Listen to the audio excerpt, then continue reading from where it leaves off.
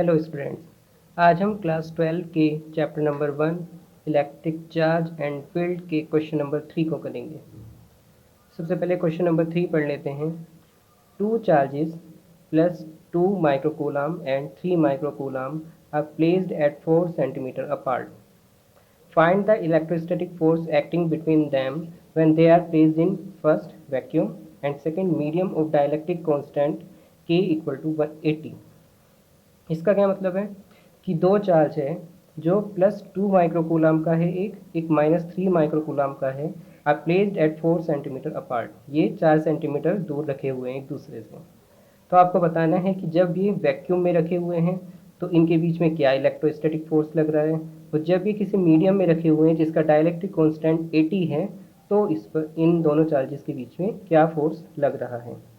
ठीक है, तो सबसे पहले हम बात करते हैं कि जब वो वैक्यूम में रखे हुए हैं तब इनके बीच में कौन सा फोर्स लग रहा है। तो मैं आपको उससे पहले बता देता हूँ, एक हमारे पास होता है कूलाम कूलाम फोर्स।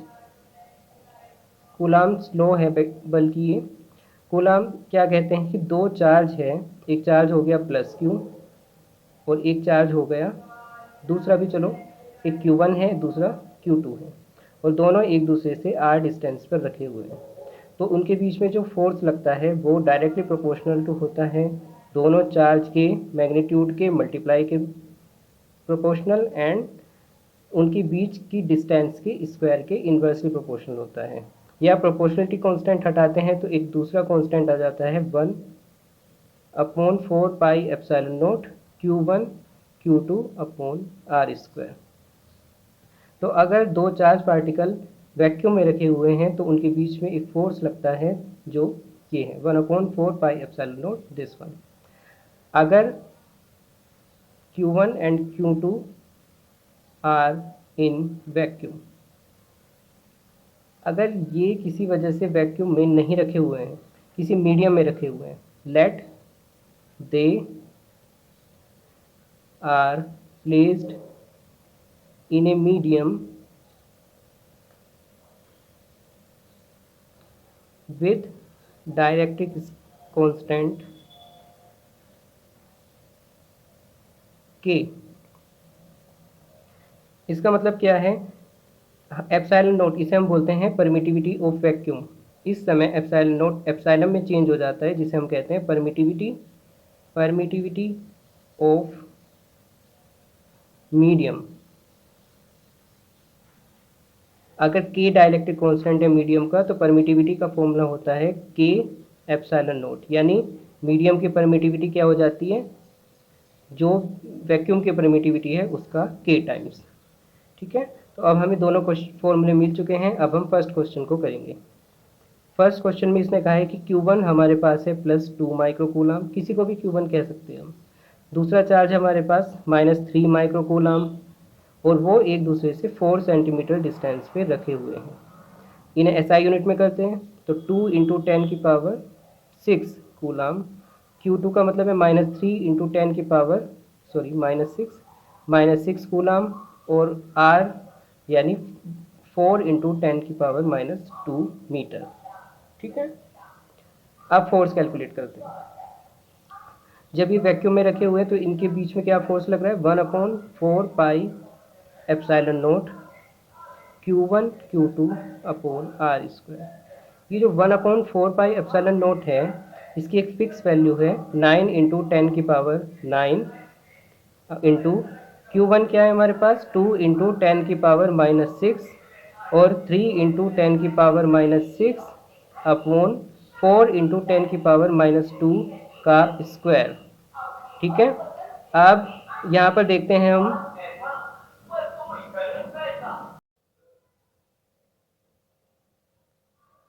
तो ये कितना हुआ, 9 2 ज़ा 18 2 ज़ा 54 × 10⁻9। देखो पावर जब मल्टीप्लाई में होती है तो ऐड हो जाती है। 9 - 6 होता है 3, 3 - 6 होता है -3 अपॉन 4, 4 का स्क्वायर +16 इंटू 10 की पावर की भी जब पावर होती है तो पावर मल्टीप्लाई हो जाती है, 2 2 ज़ा 4। अब 54 अपॉन 16 54/16 कितना हो जाएगा? तो हम कैलकुलेट कर लेते हैं। 16 3 48 एंड 16 3 48, लगभग इतना 3.3 इंटू 10 की पावर 1 न्यूटन। क्योंकि पावर डिवाइड हो रहे हैं ना नंबर्स, तो -3 में से -4 सब्ट्रैक्ट करेंगे। यहाँ पे कर लेते हैं -3 में से -4 सब्ट्रैक्ट करते हैं, तो -3 माइनस माइनस प्लस 4, ये 1 बचेगा ना, तो इसलिए 10 की पावर 1 आ गया। तो अप्रोक्सीमेट कैलकुलेशन किए मैंने, लगभग 33 न्यूटन। ओके, चलो अब इसका सेकंड पार्ट करते हैं। सेकंड पार्ट में भी चार्ज और उनके बीच की डिस्टेंस तो यही है, लेकिन क्योंकि मीडियम में रखे हुए हैं तो फॉर्मूला हमारा थोड़ा चेंज हो जाएगा। 1/4 pi epsilon Q1 Q2 upon R²। और अगर मीडियम का डाइलेक्ट्रिक कांस्टेंट K है तो हम इसे चेंज कर सकते हैं, परमिटिविटी ऑफ मीडियम को। एप्सिलॉन की जगह हम क्या लिख सकते हैं? K epsilon note Q1 Q2 upon R²। ठीक है, तो देखो ये K को आप साइड में रखो, तो 1/4 पाई एप्सिलॉन नोट, इसकी वैल्यू हमें पता है 9 इंटू 10 की पावर 9। Q1 हो गया हमारा 2 इंटू 10 की पावर -6, Q2 हो गया हमारा 3 इंटू 10 की पावर-6, अपॉन R है हमारा उनके बीच की डिस्टेंस 4 इंटू 10 की पावर-2 का स्क्वायर। अब एक K और बचा था, तो K की वैल्यू यहाँ पे दे रखी है 80। K की वैल्यू यहाँ पे दे रखी है 80, मैं लिख देता हूँ यहाँ पे ऊपर। K की वैल्यू यहाँ पर आप देख सकते हैं 80 दी हुई है, 80 दी हुई है। ठीक है, तो जब हम इसकी कैलकुलेशन करेंगे तो लगभग क्या आंसर आएगा? 9 2 ज़ा 18, 18 3 ज़ा 54 अपॉन में 80, और 4 4 ज़ा 4 का स्क्वायर 16। अब पावर्स देख लेते हैं। 9 और -6 और -6 ऐड हो जाएंगे, तो 9 -6 कितने हो जाएंगे? 3, 3 -6 -3, 10 की पावर-3 इंटू 10 की पावर-2 का स्क्वायर, तो पावर की मल्टीप्लाई हो जाती है, 2 2 ज़ा 4 -4। तो इसका देखो -3 -4 हमने ऊपर किया था, जब इन्हें पावर को सब्ट्रैक्ट करेंगे तो +1 आ जाएगा। तो यहाँ पर हो गया हमारा 540 और 16 8 ज़ा 128 और 0। ठीक है, तो इसकी जब हम कैलकुलेशन करेंगे तो लगभग लगभग हमारा आंसर आएगा 0.42 न्यूटन। यानी देखो फोर्स जो है वो रिड्यूस हो चुका है, कितना हो चुका है? 0.42 न्यूटन, जब हम चार्ज को किसी मीडियम में रखते हैं। ठीक है, ठीक है, ये क्वेश्चन नंबर 3 हो चुका है। अब हम नेक्स्ट क्वेश्चन नंबर 4 को करेंगे। क्वेश्चन नंबर 4 क्या है? Consider a system of 2 charge +2 microcoulomb and 3 microcoulomb placed 3 centimetre apart. तो दो चार्ज हैं +2 माइक्रोकूलम और 3 माइक्रोकूलम, ये एक दूसरे से कितने डिस्टेंस पर रखे हुए हैं? 3 सेंटीमीटर डिस्टेंस पर रखे हुए हैं। अब इसने कहा कि where should a third charge assumed positive. आप पॉजिटिव मान लो उस चार्ज को, जो हम तीसरा चार्ज है उसे पॉजिटिव मान लो। कहाँ प्लेस करें? So that it experience no net force, कि उस पर कोई फोर्स ना लग रहा हो, नेट फोर्स ना लग रहा हो। तो कहाँ करें? चलो एक बार के लिए सोचते हैं कि अगर हम उसे यहाँ पर कर लेंगे, पॉजिटिव है, तो 3 माइक्रोकूलम उसे क्या कर रहा है? भाई रिपेल कर रहा है, अपने से दूर कर रहा है। 2 माइक्रोकूलम भी क्या कर रहा है? उसे रिपेल कर रहा है। तो जब दोनों ही रिपेल कर रहे हैं तो ये नेट फोर्स क्यों एक्सपीरियंस नहीं करेगा? नेट फोर्स तो एक्सपीरियंस करेगा ही, दोनों फोर्स सेम डायरेक्शन में है। तो हमें कहाँ रखना पड़ेगा? चार्ज को बीच में कहीं रखना पड़ेगा। ठीक है, तो बीच में कहाँ रखना पड़ेगा? दोबारा से बना लेते हैं इस फिगर को। +2 माइक्रोकूलम +3 माइक्रोकूलम, हमें हम जो चार्ज रख रहे हैं वो कहाँ रख रहे हैं? +2 माइक्रोकूलम से x डिस्टेंस पर रख रहे हैं। तो अगर ये डिस्टेंस x है तो बीच की डिस्टेंस इनकी कितनी है दोनों चार्ज की? 3 सेंटीमीटर। अगर ये x है तो ये कितनी हो गई? 3 - x। अब इसने कहा है कि यहाँ पर कोई चार्ज हम क्यों रख रहे हैं जो पॉजिटिव है। अब आप बताओ इस पर कितना नेट फोर्स लग रहा है, मतलब नेट फोर्स 0 लगना है, ये उसने कहा है। तो चलो +2 माइक्रोकूलम इस पर कितना फोर्स लगा रहा होगा? मान लो F1 फोर्स लगा रहा है, और F1 फोर्स किस तरफ लगाएगा? अपने से दूर की तरफ, क्योंकि ये दोनों ही पॉजिटिव चार्ज है, F1 फोर्स। ऐसे ही +3 माइक्रोकूलम इस पर कहाँ फोर्स लगा रहा है? अपोजिट डायरेक्शन में फोर्स लगा रहा है, मतलब अपने से दूर की तरफ F2 फोर्स। हमें F1 और F2 कैलकुलेट करने और ध्यान दें कि एक दूसरे से अपोजिट है। ठीक है, तो सबसे पहले हम F1 कैलकुलेट करते हैं।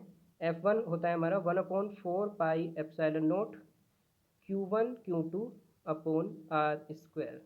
मतलब ये फोर्स का जनरल फॉर्मूला है। F1 कैलकुलेट करते हैं सबसे पहले। F1 क्या है? Force between +2 coulomb and Q coulomb. तो 1/4 पाई एप्सिलॉन नॉट +2 कूलाम यानी क्यू की जगह रख देंगे हम +2 माइक्रो कूलाम है, सॉरी, तो 10⁻⁻⁶। और Q2 क्या है हमारा? कुछ Q चार्ज है, ये Q2 है।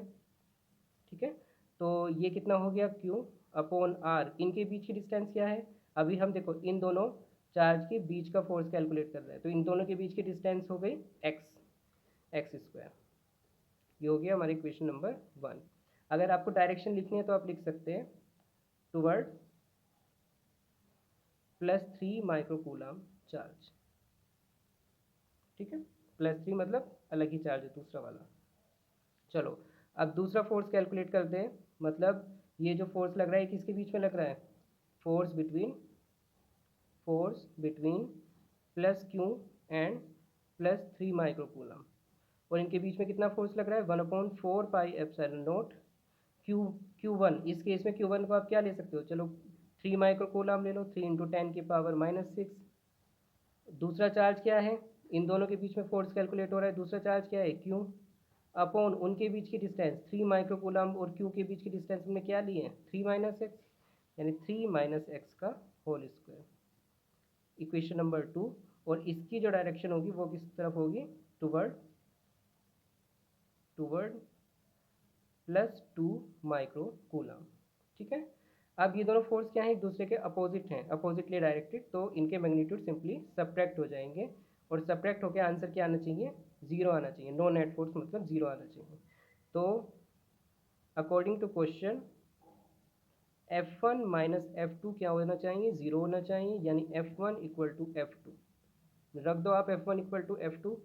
तो 1/4 pi epsilon naught 2 × 10⁻⁻⁶ into Q अपॉन x square equal to 1/4 pi epsilon naught 3 × 10⁻⁻⁶ Q upon 3 - x का होल स्क्वायर। देखो 4 पाई एप्सिलॉन नॉट इधर भी है इधर भी है, कट जाएंगे। 10⁻⁻⁶ 10⁻⁻⁶ इधर दोनों तरफ है, कट जाएंगे। Q भी दोनों तरफ से कट जाएंगे। क्या बचा? 2/x square equal to 3/3 - x का होल स्क्वायर। ठीक है, अब क्या करना है? हमें क्रॉस मल्टीप्लाई करना है। तो 2 में 3 - x का होल स्क्वायर की मल्टीप्लाई कर दो और 3 में 3x स्क्वायर की। क्या हुआ? 3 का स्क्वायर 9। अच्छा, यहाँ पे a - b का होल स्क्वायर लग रहा है, तो 3 स्क्वायर। अच्छा, a - b का होल स्क्वायर क्या होता है? a square plus b square -2ab। तो a की जगह इस समय क्या है? 3 और b की जगह x। तो 3 square 9 plus x square -2 × 3 = 6x equal to 3x square. Multiply कर लो आप। 2 9 = 18 plus 2x square -2 6 = 12x equal to 3x square. इधर ले जाओ सारी चीज़ें। तो 3x स्क्वायर इस तरफ ले जा रहे हैं हम, 2x स्क्वायर इधर जाएगा तो माइनस में जाएगा, 12x इधर जाएगा तो प्लस में जाएगा, और 18 इधर जाएगा तो माइनस में जाएगा, इक्वल टू 0। 3 - 2 1, यानी x square plus 12x minus 80 equal to 0। अच्छा, क्या वैल्यू आई x की? हमारे पास क्वाड्रेटिक फॉर्मूला है। क्वाड्रेटिक फॉर्मूला क्या होता है? x equal to -b plus minus √b² -4ac/2a, जहाँ b क्या है? x का कोफिशिएंट, a x स्क्वायर का कोफिशिएंट और c कांस्टेंट टर्म होती है। तो b क्या है हमारे पास? 12, तो -12 प्लस +12 b का स्क्वायर -4ac। 4 इंटू ए क्या है? x स्क्वायर का कोफिशिएंट जो कि 1 है, इंटू बी कांस्टेंट टर्म क्या है? c -18 upon 2a। ए क्या है हमारे पास? 1 ही है, तो 2। तो क्या आंसर हो गया? -12 प्लस माइनस, अच्छा 12 का स्क्वायर क्या होता है? 144, माइनस माइनस प्लस, और 18 4 = 72 अपॉन 2। जब हम इसकी कैलकुलेशन करेंगे तो आंसर आएगा -12 प्लस माइनस ये होता है 216 ऐड करके अपॉन 2। 216 भी होता है बल्कि -12 प्लस माइनस 216 होता है 6√6 अपॉन 2। यहाँ से आप ऊपर से 2 कॉमन ले लो तो -6 प्लस माइनस 3√6 अपॉन 2। 2 से 2 कैंसिल। ठीक है, तो x की दो वैल्यू आई -6 प्लस माइनस 3√6 और -6, मतलब दो वैल्यू आई, एक बार प्लस साइन लेंगे एक बार माइनस साइन ले लेते हैं। तो हम यहाँ पर प्लस साइन लेते हैं तो प्लस साइन लेंगे अगर टेकिंग पॉजिटिव साइन तो क्या हो गया 3√6 माइनस 6। तो जब हम इसकी कैलकुलेशन करते हैं तो लगभग आंसर आता है 1.34 सेंटीमीटर। यहाँ पर मैं आपको बता दूं कि ये 3 सेंटीमीटर था तो एक्स भी डिस्टेंस हमने सेंटीमीटर में ली थी, और यहाँ पर जब हमने फॉर्मूले में रखी तो ये भी अभी फ़िलहाल सेंटीमीटर में ही रखी हुई है, क्योंकि हम दो चीज़ों को इक्वल रख रहे हैं ना, इधर भी सेंटीमीटर है इधर भी सेंटीमीटर है तो कट जाएंगे आपस में, तो हमें यूनिट सेम करने की यहाँ पर कोई ज़रूरत नहीं है। पर अगर इस फॉर्मूले में वैसे हमें कोई वैल्यू रखनी है तो यूनिट सेम करनी पड़ेगी। ठीक है, अब इसके बाद एक और क्वेश्चन हम कर लेते हैं, क्वेश्चन नंबर 5। इसने क्या कहा है कि 3 इक्वल चार्ज हैं 2 into 10⁻⁻6 coulomb each are held fixed at 3 corner of equilateral triangle of side 10 centimetre. ये तीनों के तीनों एक 10 सेंटीमीटर का इक्विलेटरल ट्रायंगल है। मैं यहाँ पे बना देता हूँ, एक इक्विलेटरल ट्रायंगल मतलब जिसकी तीनों साइड सेम होती हैं। तो अगर एक 10 है तो दूसरी भी 10, तीसरी भी 10, और इन पर कौन सा चार्ज रखा हुआ है 2 इंटू 10⁻⁻6 कूलम, 2 इंटू 10⁻⁻6 कूलम, यानी प्लस चार्ज है सारे। अब आपको बताना है find the coulomb force experience by one of the charge due to rest 2। किसी एक चार्ज पर बाकी दो चार्ज की वजह से क्या फोर्स लग रहा है। तो मान लो हम इस पर फोर्स कैलकुलेट करना चाहते हैं इनकी वजह से। तो देखो ये +2 चार्ज ये +2 चार्ज इस पर एक फोर्स लगाएगा, और क्योंकि दोनों पॉजिटिव हैं तो एक दूसरे को रिपेल करेंगे, यानी ये +2 चार्ज अपने से दूर की तरफ फोर्स लगाएगा। मान लो कितना फोर्स लगाता है F फोर्स लगाता है। ठीक है, F फोर्स लगाता है चलो। और इसी तरह से ये 2 कूलम और ये 2 माइक्रो कूलम और 2 माइक्रो कूलम ये भी एक दूसरे पे फोर्स लगाएंगे, और दोनों ही 10 सेंटीमीटर डिस्टेंस पे हैं तो दोनों एक दूसरे पर सेम फोर्स लगाएंगे। जो ये लगा रहे थे वही ये लगाएंगे, लेकिन किस तरफ लगाएंगे, दोनों पॉजिटिव चार्ज हैं तो एक दूसरे से दूर की तरफ, यानी इस तरफ फोर्स लगाएंगे, दोनों ही F फोर्स लगाएंगे। ठीक है, तो पहले हम इसे डायग्राम में ही थोड़ा सा सोल्व कर लेते हैं, उसके बाद हम वहाँ पर सोल्व करते हैं। मान लो ये एंगल आपका थीटा है। ठीक है, तो अगर ये एंगल थीटा हो गया तो यहाँ पर कर लेते हैं, इसके पैरेलल हम एक लाइन खींच लेते हैं यहाँ पे।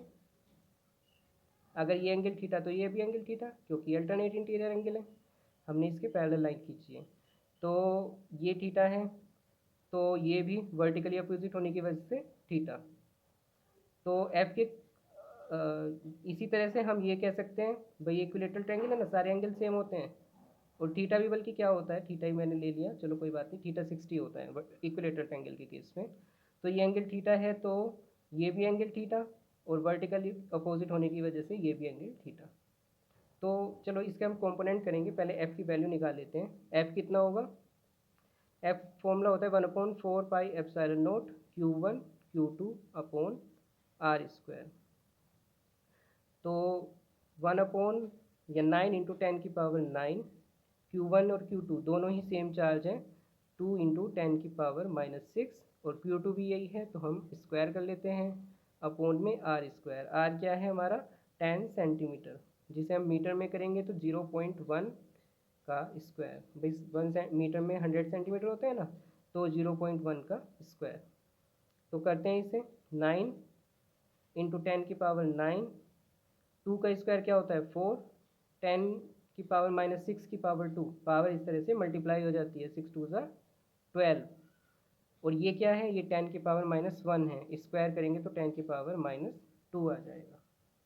ठीक है, तो अब हम फाइनल कैलकुलेशन कर लेते हैं। 9 4 36, पावर 2 ऊपर जाएगी तो प्लस में हो जाएगी, 10 की पावर 9, अच्छा 9 माइनस 12 कर लो पहले, -3, 10 की पावर -2 ऊपर गया तो +2, यानी 3.36 इंटू 10 की पावर -1, पावर ऐड हो जाएंगी और क्या हो गया 0.36 न्यूटन। ठीक है, तो ये एफ फोर्स लग रहा है, लेकिन अभी ये इस एफ फोर्स की वैल्यू, ये इस फोर्स की वैल्यू, अभी हमें इन्हें वेक्टोरिकली ऐड करना है। तो सबसे पहले कैसे वेक्टोरिकली ऐड करते हैं, इस फोर्स के कंपोनेंट देख लेते हैं। मान लो ये वाली जो एक्सिस है आपकी, ये वाली जो एक्सिस है ये आपकी एक्स एक्सिस है, और ये जो एक्सिस है परपेंडिकुलर डायरेक्शन में ये आपकी एक्सिस है वाई एक्सिस। तो इस एफ के कंपोनेंट, एक कंपोनेंट एक्स एक्सिस की तरफ क्या होगा, एफ कोस थीटा, और क्योंकि थीटा एंगल है ना, वाई एक्सिस की तरफ एफ साइन थीटा। ठीक है, ऐसे ही इस फोर्स का कंपोनेंट ये भी थीटा ही एंगल है, इस तरफ क्या होगा एफ कोस थीटा, और ऊपर की तरफ क्या होगा एफ साइन थीटा। अब देखो ये दोनों जो फोर्स हैं एक दूसरे का अपोजिट डायरेक्शन में, हॉरिजॉन्टल कंपोनेंट एक दूसरे का अपोजिट डायरेक्शन में, तो ये कैंसिल हो जाएंगे। आप यहाँ पे लिख दो, बल्कि हॉरिजॉन्टल कंपोनेंट कैंसिल हो जाएंगे, और vertical component add, and vertical component add up. Okay, तो वर्टिकल कंपोनेंट क्या है F sine theta, net force इस पर कितना लग रहा है एफ साइन थीटा एक की वजह से और एफ साइन थीटा दूसरे की वजह से, F sine theta plus F sine theta कितना हो गया 2f साइन थीटा। 2 एफ की वैल्यू रख लेते हैं 0.36, साइन थीटा रख लेते हैं, साइन थीटा क्या है अभी, थीटा मैंने 60 का है यानी साइन 60, साइन 60 की वैल्यू क्या होती है √3/2,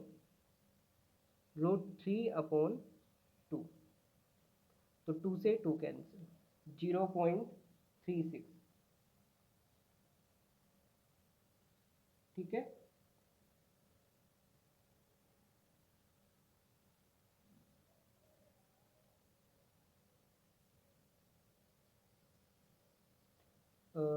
सॉरी, यहाँ 36 इंटू 10 की पावर -1, तो 3.6 आएगा, मतलब डेसिमल एक डिजिट पीछे जाएगा, तो ये थोड़ा सा मिस्टेक हो गया, इसके लिए सॉरी। 3.6 और ये √3 का मतलब होता है 1.732 अप्रोक्सीमेट वैल्यू। तो 3.6 और 1.732 की मल्टीप्लाई करेंगे तो लगभग हमारा आंसर आएगा 6.23 न्यूटन।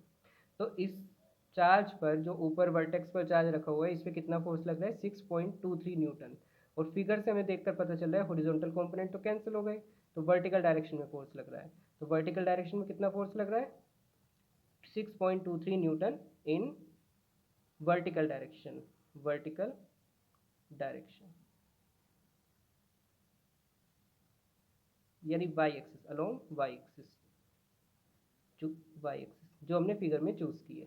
देखो इस पे फोर्स निकाला है तो ऐसे ही लगेगा, इस पे फोर्स निकालेंगे तो थोड़ी सी डायरेक्शन चेंज हो जाएगी। तो वैसे इसने कहा नहीं है कि आप किस चार्ज पर निकालो, इस पर निकालो, इस पर निकालो, इस पर निकालो, तो डायरेक्शन हमें ऐसी लिखनी पड़ेगी जो अगर हम कहीं भी बनाएं, मतलब यहाँ पर फोर्स निकाले या यहाँ पे फोर्स निकाले, सब जगह हम उस डायरेक्शन को डिफाइन कर सकें। तो हमें क्या लेना कहना पड़ेगा, देखो ये ठीक, ये 60 है, ये 60 है, तो ये कितना बचा भाई, ये तीनों पेयर, तीनों एंगल ऐड होके 180 हो जाएंगे, तो ये 60, ये 60, तो ये भी 60 बचेगा, 60 60 60 180। आप ये कह सकते हैं कि ये 30 बनेगा और ये 30 बनेगा, आधा आधा 30।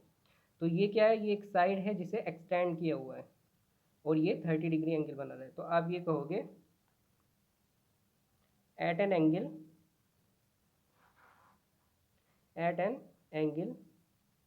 30 degree with the extended side of triangle। तो आज के लिए बस हम इतने ही क्वेश्चंस कर लेते हैं। अगर आपको ये वीडियो पसंद आई हो तो प्लीज़ लाइक और सब्सक्राइब कीजिएगा और शेयर भी कीजिएगा। Thank you.